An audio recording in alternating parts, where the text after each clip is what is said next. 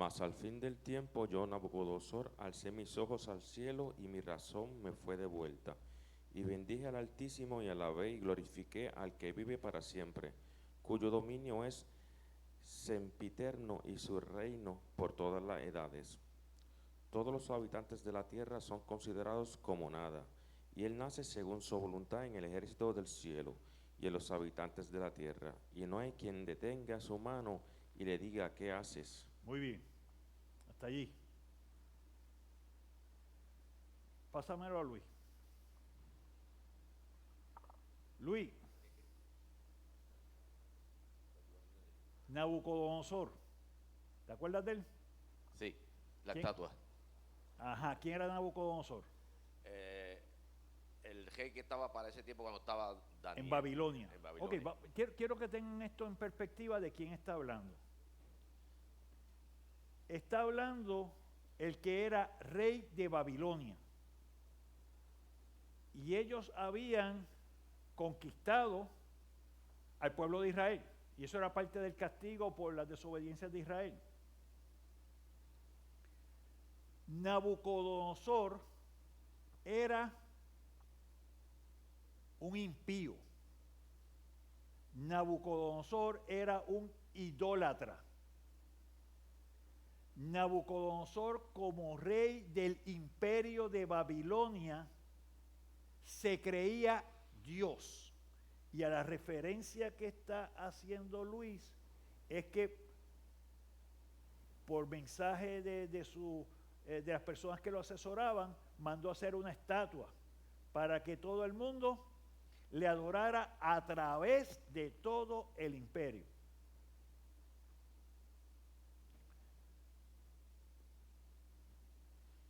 Aquí quiero dejarles dos mensajes. Uno es de qué es lo que habla Nabucodonosor de parte de Dios. Pero yo quiero hablarles también de lo que Dios está haciendo aquí. Recordamos que antes de todo esto, Nabucodonosor dijo, mira, yo soy el último, nadie como yo. ¿Y qué hizo Dios? Lo tocó, ¿verdad? Lo tocó de forma tal que lo volvió loco y pastaba con los animales. Y él estuvo en un tiempo de locura. Y aquí está hablando cuando dice que la razón le fue devuelta. Y eso es la importancia de lo que él está compartiendo. Pero quiere decir un par de cosas. De parte de Dios para con nosotros, Dios nos conoce. Dios sabe lo que decimos. Dios sabe lo que pensamos. Y no es un Dios silente y no es un Dios pasivo. Es un Dios que toma acción a su momento, a su tiempo y en su manera. Pero también es importante porque vemos cómo Dios se extiende no solamente al pueblo de Israel, se extiende también a los gentiles, a aquellos que no son judíos. Y eso lo traigo porque a veces piensan que en el Antiguo Testamento la mano del Señor y la salvación era solamente para los judíos, hebreos en ese tiempo, pueblo de Israel. Pero vemos cómo Dios en su soberana voluntad impactó al reino de Babilonia, impío. Vemos cómo Dios en su santa voluntad tocó a Nínive, que también tenía como esclavo a los israelitas. Y le dio la oportunidad y le dijo, si no te arrepientes, voy a venir y te voy a cazar. Y el pueblo se arrepintió. Y el pueblo creyó. Estuvieron así por 70 años. En 70 años se les olvidó lo que había pasado y los eliminaron a todos. Pero lo que quiero traerles con esto es que la obra de Dios, hay algo que está haciendo como un homing. Ok. La obra de Dios es una obra especial. Ahora bien, Nabucodonosor, gentil, impío, rey, y ser rey en ese momento era que tú tenías en la tierra básicamente todo el poder. Mira cómo habla.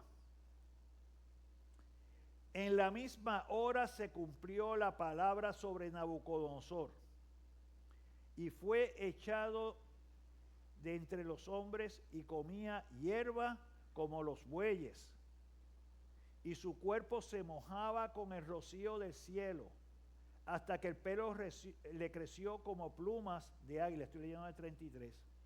Y sus uñas como las de las aves.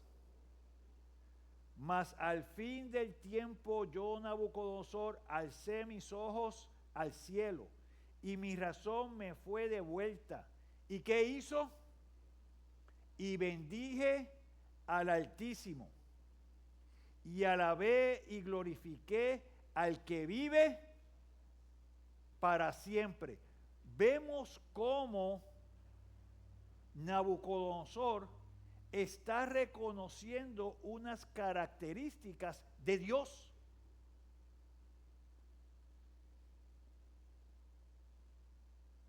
Y alabé y glorifiqué al que vive para siempre, cuyo dominio es sempiterno. Eso es que su dominio es sobre todas las cosas, y su reino por todas las edades. Sigue haciendo referencia a la eternidad de Dios, y no solamente a la eternidad de Dios, sino al dominio de Dios sobre todas las cosas.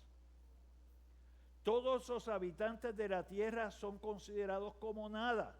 Quiere decir que él mismo está diciendo: yo no tengo ni el poder, ni tengo los elementos para estar al mismo nivel de Dios, cuando él era el rey de todo el imperio de Babilonia.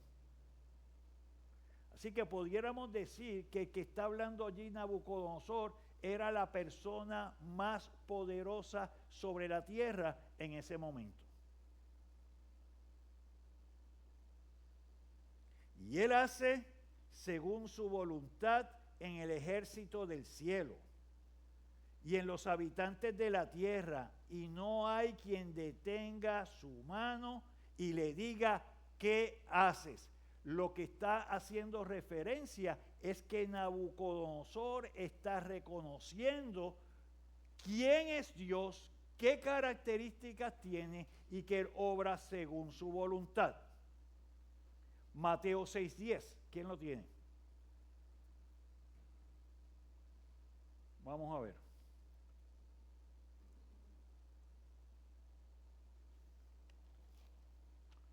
Iris, por favor.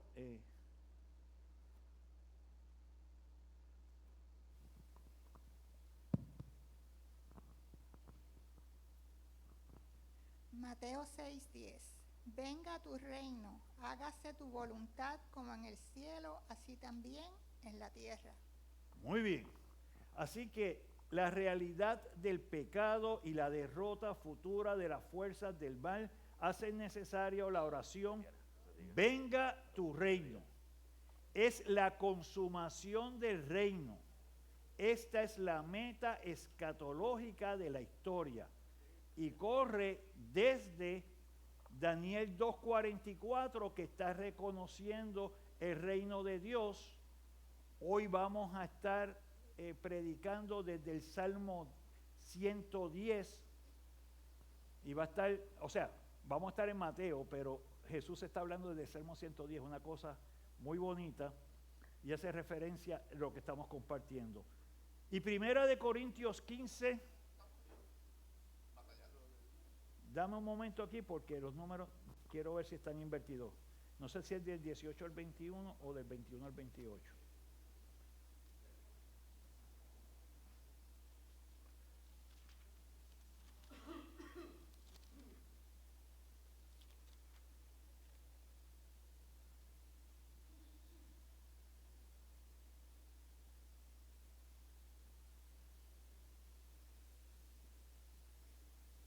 Ok, leer yo. Vamos a comenzar en 1 Corintios 15, 21. Porque por cuanto la muerte entró por un hombre, también por un hombre la resurrección de los muertos. Cuando dice allí porque la muerte entró por un hombre, ¿por quién entró la muerte? Por Eva inicialmente y le siguió Adán, ¿verdad? Así que tenemos la muerte allí que entra. Y cuando dice que por un hombre, la resurrección de los muertos, está haciendo referencia a Jesús. Así que, porque así como en Adán todos mueren, también en Cristo todos serán vivificados. Así que llevamos la realidad de que ese reino de Cristo es un reino que se caracteriza también no solamente por ser eterno, sino por dar vida. Y a veces se nos hace a nosotros un poco difícil lo que escuchamos, poderlo entender de forma completa. Cuando hablamos del concepto de eternidad, para cualquier ser humano se hace difícil porque no conoce la eternidad. Nosotros conocemos que todo tiene un principio y un final. Es en la forma que nosotros vemos todo lo que nos rodea. Empieza y termina. Sin embargo, vemos en Daniel cómo Nabucodonosor reconoce y habla de la eternidad del Altísimo, la eternidad de Dios y cómo es soberano. Vemos aquí la situación del hombre en cuanto a su muerte, pero está el reino de Dios y en ese trono está Cristo. Y vemos entonces que hay vida y hay eternidad. Próximo. Ajá.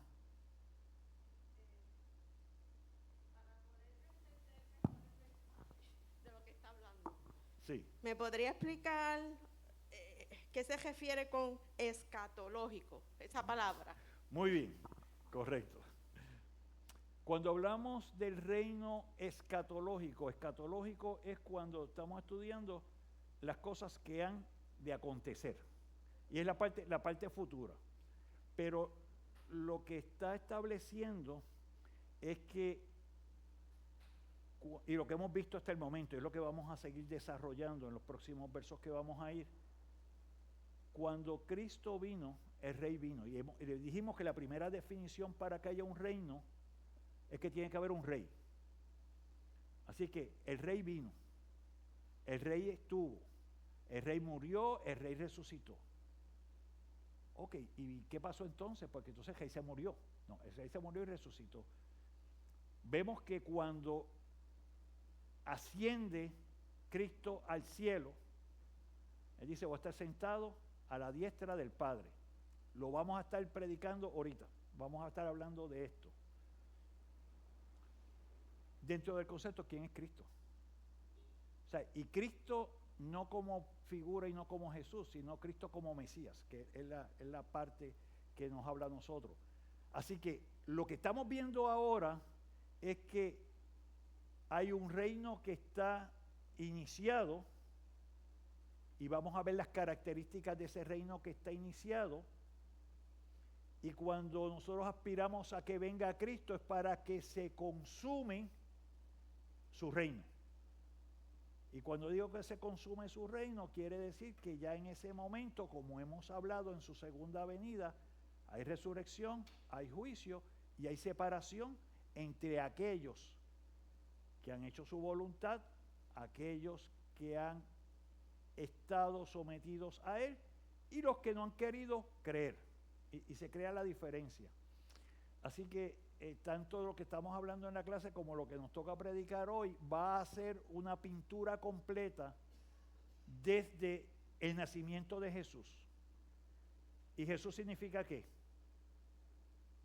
Salvador. Jehová salva. ¿Y el nombre de Jesús lo dio quién? El ángel Gabriel cuando se le presentó a María. O sea, le dijo, este es el nombre que vas a utilizar, porque tenía un significado. Y eso lo vamos a conectar entonces con la clase y cuando hablamos del reino escatológico, cómo está configurado ese reino. Yo creo que el reino de Dios no es un reino futuro. El reino de Dios ha reinado por siempre. Y cuando hablamos de Cristo y el reinado de Cristo para con el hombre, ya comenzó. Y es lo que vamos a estar viendo escrituralmente. Me van a ayudar aquí. Alguien va a estar en Mateo y me va a leer el capítulo 5, el verso 3, 10 y 20. Luego se mueve al capítulo 7, me lee el 21 y otro va a estar en Lucas. Y me va a leer el 21, 31 y el 22 del 15 al 16. Hablamos allí de la venida del reino. Comenzamos. Mateo. ¿Quién lo tengo en Mateo? ¿Tú estás en Mateo? Acá. Mateo, empezamos en el capítulo 5. Y el primero va a ser verso 3, 10 y 20. Dame micrófono.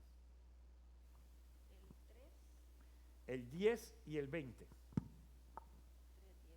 Mateo 5, 3, 10 y 20.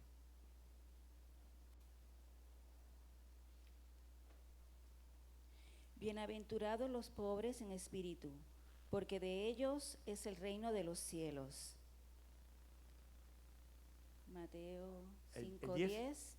Bienaventurados los que padecen persecución, porque por causa de la justicia, porque de ellos es el reino de los cielos. Ok. Y el 20. Ajá. Porque os digo que si vuestra justicia no fuere mayor que la de los escribas y de los fariseos, no entraréis en el reino de los cielos. Ok. ¿Qué características tienen? No te vayas todavía, pero ¿qué características tienen esos tres versos? ¿De qué está hablando? Está hablando del reino, pero ¿qué está diciendo del reino de los cielos? ¿De quién es el reino de los cielos?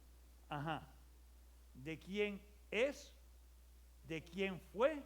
¿O de quién será? De los que lo va a hacer. ¿De quién va a ser? Ok. Si yo, por ejemplo, aquí en el 3 dice 3, ajá. que bienaventurados los pobres en espíritu, porque de ellos Ajá. es el reino de los cielos. Se los está entregando. No es futuro, es. No, Es, de ellos es. Quiere decir que si Jesús, que es el que está hablando, dice que de ellos es, no es porque no vaya a ser futuro, es porque hay un reino. No, porque si no diría será. Sí, muy bien, eso es lo que quería llegar. Léeme el 7:21. El 7:21. No todo el que dice Señor, Señor, entrará en el reino de los cielos, mas el que hiciere la voluntad de mi Padre que está en los cielos. Muy bien. Quiere decir que para poder entrar al reino de los cielos tiene que haber un reino, ¿verdad? Sí. Ok. Lo que quiero llevarles es, Jesús está hablando. Jesús está hablando de un reino que está. Vamos ahora, ¿quién tiene Lucas? John. Y en Lucas leemos el 21:31 y el 22 del 15 al 16.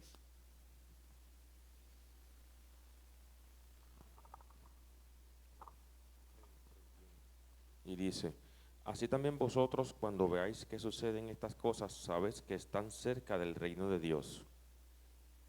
Y el 22 del 15 al 16. Y les dijo, cuanto he deseado comer con vosotros esta Pascua antes que padezca, porque os digo que no la comeré más hasta que se cumpla en el reino de Dios. Muy bien. Entonces tenemos aquí dos elementos.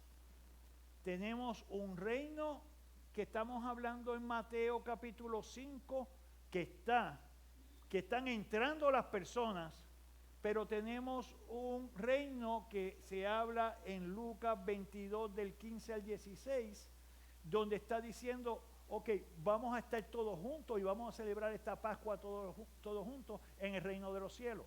Así que tenemos un reino que comenzó y un reino que se consuma cuando el Señor venga. Próximo. Muy bien. Sin embargo, las Escrituras también dan a entender que la venida del reino ya tuvo lugar y que es un reino en realidad presente. Próximo. Sin embargo, las Escrituras también nos van a estar hablando de una realidad presente. ¿Qué cosas son mencionadas que nos presentan el reino de Dios como una realidad presente? Uno, me van buscando en Mateo 12, 28 y 29, la derrota de Satanás. Lucas 16, 16, la enseñanza del reino. La entrada del reino, Mateo 23, 13 y Marcos 10, 15, y la presencia del rey, Mateo 21, 4, 5 y Juan 18, 36. Así que comenzamos, vamos rápido. Gabriel, léeme Mateo 12, 28 y 29. Seguimos entonces. Osvaldo, me vas a leer Lucas 16, 16. Marcos, me vas a leer Mateo 23, 13 y el 10, 15. Y Natalie, me vas a leer en Mateo 21 del 4 al 5 y Juan 18, 36. Comenzamos.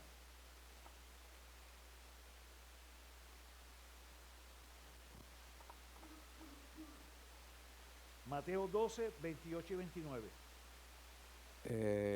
Pero si yo por el Espíritu de Dios echo fuera a los demonios, ciertamente ha llegado a vosotros el reino de Dios, porque ¿cómo puede alguno entrar en la casa del hombre fuerte y saquear sus bienes si primero no le ata?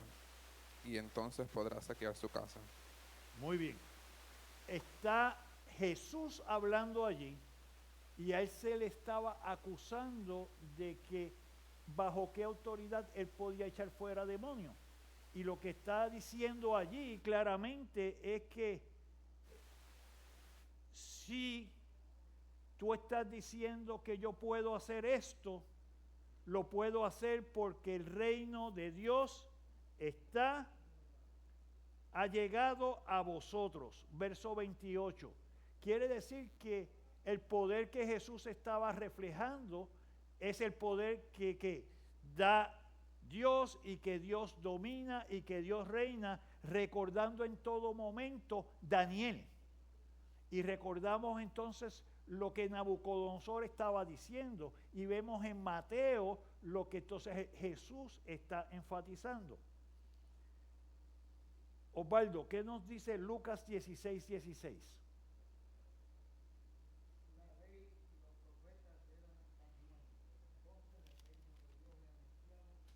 Todos se esfuerzan por entrar en él. ¿Eso es algo futuro? ¿Eso es algo presente? ¿O eso es algo que está ocurriendo? Osvaldo. La gente recibe a Jesucristo. Ajá. Por eso es que se esfuerzan, porque escuchan las promesas, la de Dios, el reino de Dios anunciado. Y todo el mundo quiere entrar en el reino, no todo el mundo, los que reciben el llamado, desean ser parte de ese reino. Por eso. Porque la parte es que aunque la gente escucha, no todos quieren entrar. El hecho de que escuches no quiere decir que entraste. Hay un punto importante en lo que se está presentando allí, que es una convicción cardinal de nosotros. Cuando tú crees en el Señor, tú eres salvo. Y cuando eres salvo, ya eres coheredero de las promesas de Cristo. Ya tú eres parte del reino. No eres parte de un reino que va a ocurrir en algún momento. De un reino que está ahora y está vigente y ha estado vigente. Iliana. En ese versículo que habla de que, la ley y los profetas se proclamaron hasta Juan. Yo sé que estamos en la gracia, ya la ley pasó. Pero ¿y los profetas? ¿Ya no hay profetas? Sí, porque aquí dice que se proclamaron hasta Juan, ya se acabó. ¿Correcto? ¿Se acabó? ¿Y qué tú me dices? Con lo que estás leyendo allí. Se acabó, no hay profetas. Por eso,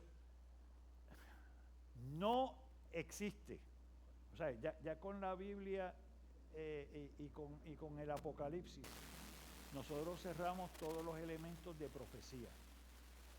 Yo puedo hablar, porque cuando vamos, y por eso siempre me voy atrás cuando hablamos de profecía o cuando hablamos de profetizar.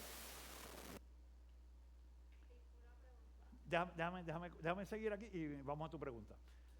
Pero cuando se habla de la parte de profecía y profetizar, a mí me gusta siempre decir, oye, ven acá, ¿a qué tú te refieres? Porque el problema es cómo utilizamos muchas veces estas definiciones. Si tú escuchas a una persona que te dice, tengo una profecía nueva, yo tengo un problema con eso. Porque yo estoy para pregonar, te bendiga. Estoy para pregonar lo que dice la Biblia, lo que dice la palabra. Yo puedo hablarte lo que dice la palabra. Y el comunicar lo que dice la palabra, si buscamos una de las definiciones, eso cae dentro de una definición de profecía. Pero el problema es que nosotros en nuestro tiempo, la palabra profecía se utiliza para decir, aquí hay algo nuevo. Aquí hay una visión nueva. Aquí hay una nueva revelación. Yo creo que la revelación de Dios a través de la palabra se dio. Es eso. O sea, que cuando dice aquí, desde entonces se anuncian las buenas nuevas del reino de Dios. Es lo que usted está haciendo. Eso es así. Predicando. Eso es así. O yo puedo hablar de la palabra, pero... Y tú puedes hablar también de la palabra y nosotros estamos llamados a pregonar la palabra, todo. Tú sabes lo que te escribí con respecto a eso. Y ese es el mensaje. O sea, todos estamos llamados a compartir la palabra del Señor. Y está la parte de la enseñanza, que es lo que estamos haciendo, por ejemplo.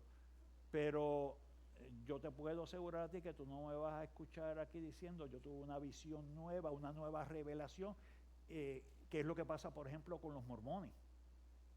Los mormones tienen el libro de Mormón, y el libro de Mormón es la revelación que recibió la persona, y está la Biblia por un lado, pero el libro de Mormón está por el otro, y el libro de Mormón supersede la Biblia. Y yo tengo un problema con eso, porque eso no es ni tan siquiera, eso yo lo considero una secta, que es herética, y herética significa que es contrario a la enseñanza de la palabra. Para darle un ejemplo directo. O sea, a mí siempre me ha, tú sabes, lo pienso. Es que yo he escuchado tantas cosas a través de mi vida, de tantos testimonios. Te voy a dar un ejemplo para ver por qué. Yo digo, pero ¿será verdad? ¿Será mentira? Hay una persona que es pastor y predica, pero él era de la religión del Islam, musulmán, de extremista.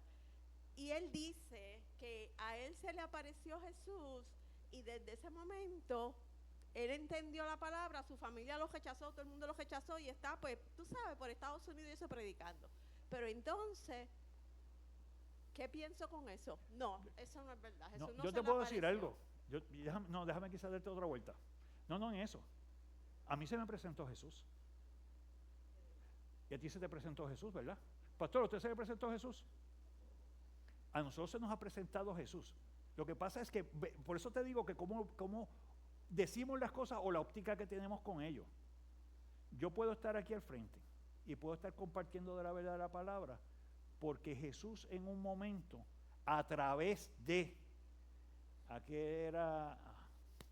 se me va el nombre, en el Liceo, Mario,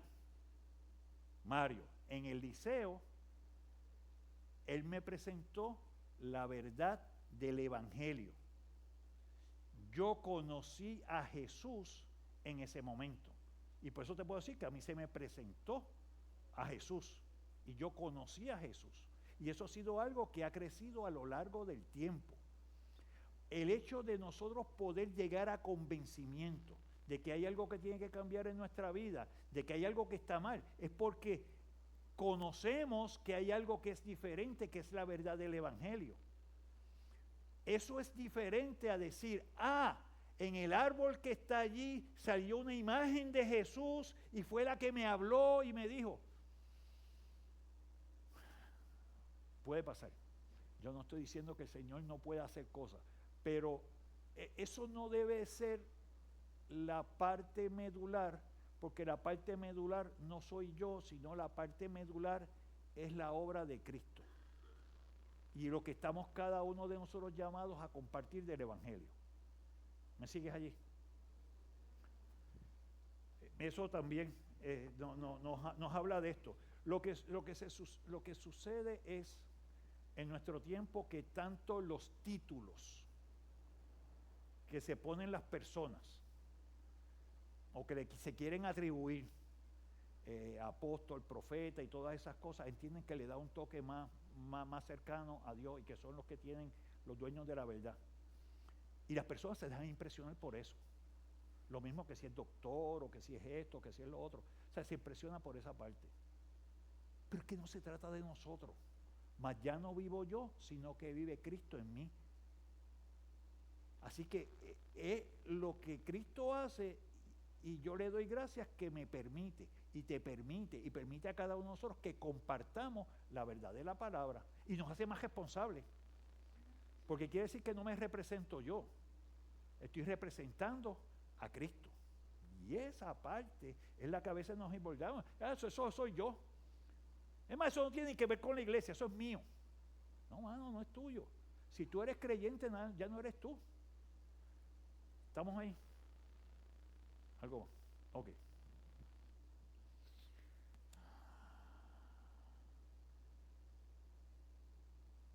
Marco está por ahí. No, está bien, pues entonces voy a saltar a Natalie y después, si no, con Natalie, y Pastor me ayuda allí con Mateo 23:13 y Marcos 10:15. Natalie va a estar en Mateo 21 del 4 al 5. Mateo 21 del 4 al 5 dice: todo esto aconteció para que se cumpliese lo dicho por el profeta cuando dijo: decid a la hija de Sión, he aquí tu rey viene a ti, manso y sentado sobre una asna, sobre un pollino, hijo de animal de carga. Muy bien, y esa descripción que se está haciendo es la descripción de ¿qué? ¿Qué episodio está ocurriendo allí? La entrada de Jesús La entrada de Jesús en la última semana, lo que llamamos el Domingo de Ramos. ¿Y quién era el que entraba? El rey. Mira cómo define, no dice el Mesías, sino que dice el rey. Continuamos en Juan 18:36. Juan 18:36, respondió Jesús: mi reino no es de este mundo. Si mi reino fuera de este mundo, mis servidores pelearían para que yo no fuese entregado a los judíos, pero mi reino no es de aquí. Muy bien, eso también nos da a nosotros un elemento. ¿Quién es que está hablando? Jesús. ¿Y qué está diciendo? El rey viene, el rey llegó, tuvo su entrada el Domingo de Ramos, pero mi reino no es de este mundo. Recuerden lo que estamos hablando aquí porque lo vamos a conectar en la predicación. Salmo 110. David escribe 1000 años antes del nacimiento de Jesús y está describiendo todo esto. Muy bien. Pastor Francisco nos lee en Mateo 23:13. Dice más, Mas hay de vosotros, escribas y fariseos, hipócritas, porque cerráis el reino de los cielos delante de los hombres, pues ni entráis vosotros ni dejáis entrar a los que están entrando. Muy bien. Quiere decir que están entrando ¿dónde? Al reino. Al reino. Pues quiere decir que tiene que haber un reino. Y estamos hablando de que hay un rey. Así que porque hay un rey, hay un reino. Y porque hay un reino, y Natalie nos acaba de leer que su reino no es de esta tierra, es espiritual. ¿Y qué le está diciendo los escribas y fariseos? Ustedes me están dañando y están impidiendo que aquellos que van a entrar al reino, ustedes se la ponen difícil. Ustedes no los están dejando que vayan y los está acusando por eso. ¿Qué nos dice el próximo? Marcos 10:15. De cierto os digo que el que no reciba el reino de Dios como un niño, no entrará en él. Muy bien. Y cuando hablamos de recibir el reino de los cielos como un niño, ¿qué significa eso?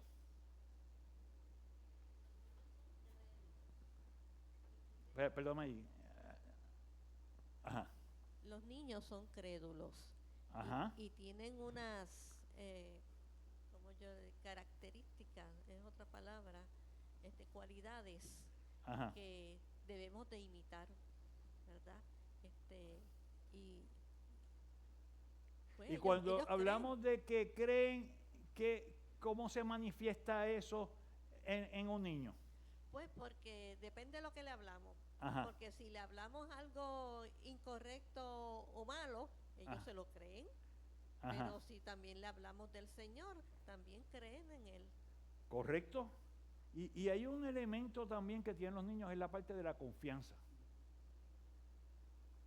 Es como tú haces una promesa a un nene y él va contra eso. ¿Sabes? Y esa nos toca a nosotros trabajarla. Lo único que en este caso el que te promete es Dios. Y es inmutable. Mateo 18 habla de esas cualidades del niño, porque el Señor dice que hay que entrar al reino de los cielos como un niño. Correcto. Y lo vemos aún cuando en Juan 3, cuando Jesús se encuentra con Nicodemo. ¿Qué fue lo que pasó allí? Nicodemo se está presentando como el que hace todas estas cosas. Pero que él... Sí, él reconoce a Jesús, pero él lo que está diciendo es, espérate, ¿y cómo yo entro al reino? Él sabía que había algo ahí extraño. Pues tiene que ser como un niño. Espérate, ¿cómo funciona esto? O sea, no hay ese elemento y no lo tenemos nosotros de una forma natural. Próximo. Sí, el mismo. No. Hacia atrás. Espérate. Al frente. Al frente. Al frente. Allí. Sí. Sin embargo, las Escrituras también dan a entender que la venida del reino ya tuvo lugar y que el reino es una realidad presente. Y lo que estamos es, comenzamos con Jesús porque hemos estado en los evangelios y cómo Jesús está hablando de ese reino como una realidad presente. Nos movemos entonces a Romanos, Corintios y Colosenses. Allí le voy a pedir a Sandra, me buscas Romanos 14, 17, luego te vas a mover a 1 Corintios 4 y después a Colosenses. Y le quiero pedir aquí a, vamos a ver quién es el próximo, Magda. Luego tú vas a estar en Hechos 2, 29, 36 y Efesios 1 del 20 al 23. Empezamos con la lectura en Romanos 14, 17. Porque el reino de Dios no es comida ni bebida, sino justicia, paz y gozo en el Espíritu Santo. Ajá. El reino de los cielos es, ¿verdad?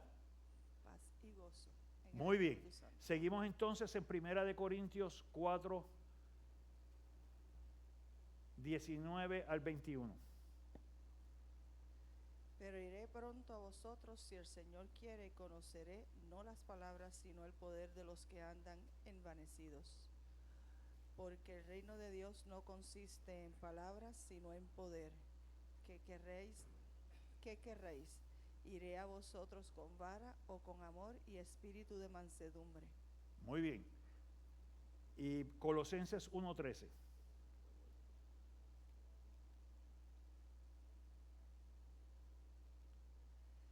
El cual nos ha librado de la potestad de las tinieblas y trasladado al reino de su Hijo amado. ¿De dónde nos ha movido? Del reino de las tinieblas. Ok.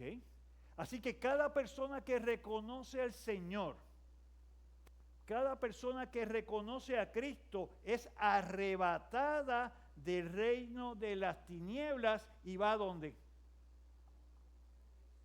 Muy bien. Así que lo que quiero llevarles con todo esto es que hay un proceso actual que está en acción. Es un proceso actual que está en acción.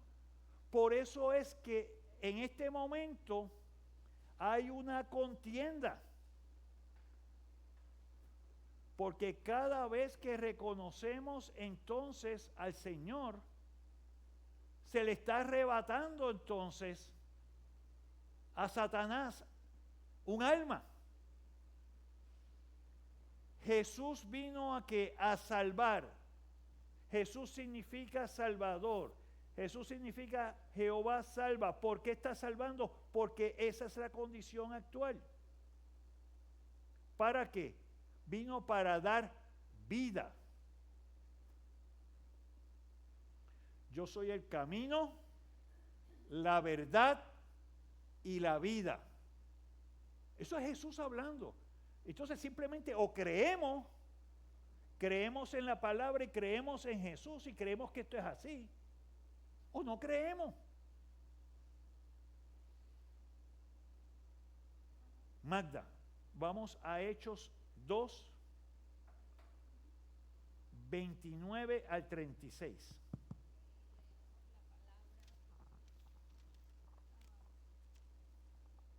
Hechos 2, 29 al 36. Varones hermanos, se os puede decir libremente del patriarca David, que murió y fue sepultado, y su sepulcro está con nosotros hasta el día de hoy. Pero siendo profeta y sabiendo que con juramento Dios le había jurado que de su descendencia en cuanto a la carne levantaría al Cristo para que se sentase en su trono. Viéndolo antes, habló de la resurrección de Cristo, que su alma no fue dejada en el Hades, ni su carne vio corrupción. Paramos allí un momento. Hechos, escrito por Lucas, está hablando de David, y esto está conectado con lo que vamos a estar predicando hoy. Yo no lo había conectado de esa manera, pero el Señor lo establece así. David está hablando de algo que ha de acontecer. Está profetizando sobre el Mesías. O sea, quiero que entendamos cómo el Antiguo Testamento, profecía, la vemos entonces hecha realidad a través de la vida de Jesús, y esto recogido en Hechos. Continúa, por favor. A este Jesús resucitó Dios, de cual todos nosotros somos testigos. Así que exaltado por la diestra de Dios y habiendo recibido del Padre la promesa del Espíritu Santo, ha derramado esto que vosotros veis y oís. Porque David no subió a los cielos, pero él mismo dice, dijo el Señor a mi Señor, siéntate a mi diestra, hasta que ponga a tus enemigos por estrado de tus pies. Paramos allí un momento. Esa lectura que está allí es la lectura que Jesús mismo habla, que la vamos a ver en Mateo 22, del 41 al 45, que sale del Salmo 110. Y lo vamos a ver a través de varios puntos en esta mañana. Pero vemos cómo David está reconociendo que está Jehová y que está su Adonai, su Señor. ¿Y cómo es eso si David era rey? Y si fuera la cosa como es, y el Mesías no existiera, pues era él y Dios. Pero él está diciendo, Jehová, aquí está mi Adonai, y dijo el Señor a mi Señor, que es el Mesías, siéntate a mi diestra. Así que está que reinando. Y él está hablando del futuro. Aquí Lucas está diciendo, eso que dijo David se cumplió. Está fuera de liga. Está fuera de liga. Continúa, por favor. Sepa pues ciertísimamente todas las casas de Israel que a este Jesús, a quien vosotros crucificasteis, Dios le ha hecho Señor y Cristo. Déjalo allí. Amén. A ese que tú mataste, no se quedó allí y no está muerto, sino que resucitó, que está sentado a mi diestra. Y cuando dice que te hizo Señor y Cristo, Cristo en nuestra traducción a Mesías. Y cuando hablamos de Señor, se reconocía al Señor al que era amo, al que tenía control de. Y todo eso lo hizo Dios. Así que lo vamos a dejar aquí porque acabo de completar la introducción de la predicación y lo podemos pasar. Salmo 110. Vamos a estar en Mateo, Salmo 110, los versos del 1 al 4, y en Mateo 22, versos del 41 al 45. Oramos al Señor. Bendito Señor y Padre Celestial, a ti damos toda honra, a ti damos toda gloria.